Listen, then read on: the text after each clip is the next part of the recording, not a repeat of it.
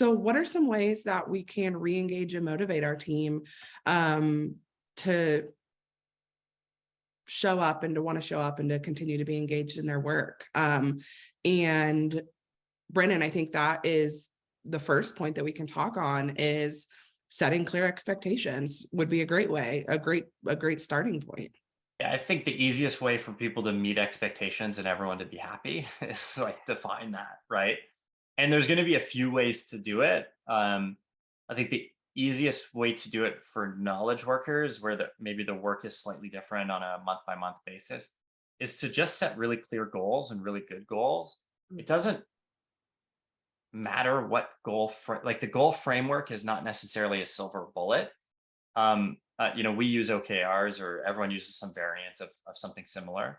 And I think the more important thing is that you collaboratively set them. So you're involving your team in coming up with those goals are, so that they just have a deeper understanding of what the goals are and why they exist. You make them clear, it's if you achieve them, you've achieved them. There's no wiggle room on either side. And then the more important thing is that you stick to it. I think the easiest way to stick to it is to talk about it every single week. Every time you meet with your team, first thing on the agenda, talk about your goals, how you're doing, right? And that repetition of over the course of a quarter, your team knows you're going to bring that up and do a quick goal check-in and realign everything around what's most important for the next 90 days, increases the odds of you hitting your goals by 95%. So just the simple act of setting your goals and then deciding what the most important things are, right? Setting your goals and then treating them as if they're the most important thing, I think makes most people really happy, right? Like it makes the business really happy. You're going to hit those goals. I think it sets clear expectations of what's important and what to do. I think that makes, I think that clarity gives people the ability to set boundaries better.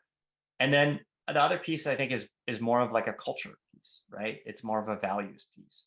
When we say this is what's expected of us at work, some of that bleeds into the values at work. And I think a lot of values are ambiguous as well, right? And maybe not held to the same standard that we'd like them to be held to. The one I'll always point to is Enron. Like dating myself with business metaphors. That's probably a more recent one, but Enron's one of their top 3 values was integrity. And it's like, well, clearly they didn't. No one at Enron held that one up. And so I think, how are you incorporating those things into your day-to-day and week to week and making sure that everyone knows what it is and is clear? But beyond, I would say, probably somewhere in your values is going to be something about like caring about your team in some way, right? And so I think as a manager, your job is to go in and understand what does engage my team on an individual basis. Everyone is different. There will be different things that engage them. What does motivate them, right? Maybe they feel more engaged when they're able to do a stand-up meeting while walking their dog, right? Like they're called stand-up meetings. We've just been doing them on Zoom, sitting down for 3 years. So I think knowing some of those things is really important. And the only way I think managers are able to get the fidelity of information is to have those one-on-one conversations and one-on-one meetings on a regular basis with their team, so they can build up some rapport and psychological safety to get closer to the truth on those answers. And those answers will change with time too. Yeah, in all of my one-on-one docs with my team, I always have, what was a win of the week and what's something that frustrated you. So that way it gives me a little bit of an insight. And sometimes they don't put anything in there, and that's fine. But it gives me a little bit of insight every week. If I haven't had the conversation with them recently, like, okay, so are you feeling lack of motivation? Is something going on outside of work? And I think even being, aware of like how somebody is feeling, like if I noticed, they just look a little down, even say, hey, you don't look quite happy today. Something going on, right? Can speak volumes of just being noticed and heard. I think if we're, that caring, and like wanting to feel, actually, where am I going with this? I was recently watching a TED Talk by Dan Ariely around motivation.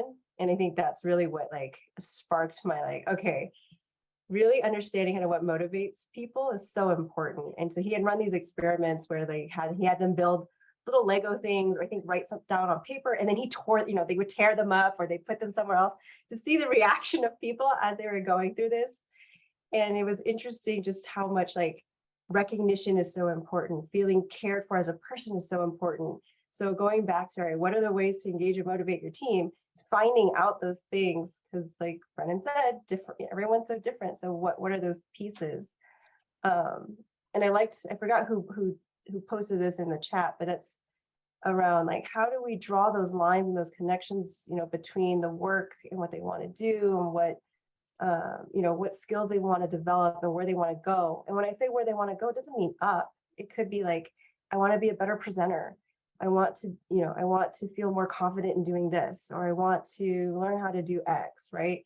And it's like, okay, I, as a manager and as a people leader, and even as HR, I'm like trying to help people see what are those lines we can help you draw, and those connections, to help you feel motivated, to help you feel engaged with your work, so you see where this is going. Mm-hmm. Kylie, maybe before we jump, I totally agree with that, and you said something also was interesting. You start every meeting with kind of this question. I'll maybe like just push the audience to lean into some of those like cheesy icebreaker questions. I think everyone rolls their eyes and groans at some of those concepts, but usually when it's over, everyone's like, that was actually really great. I kind of like that. And like we talked about something I didn't really expect we would talk about.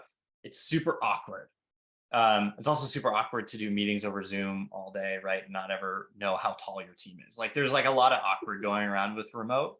But I think you need, some of these things to help you break the ice a little bit and help you make sure that, you're testing, different areas. So I would lean into it. We have some of them on our site, but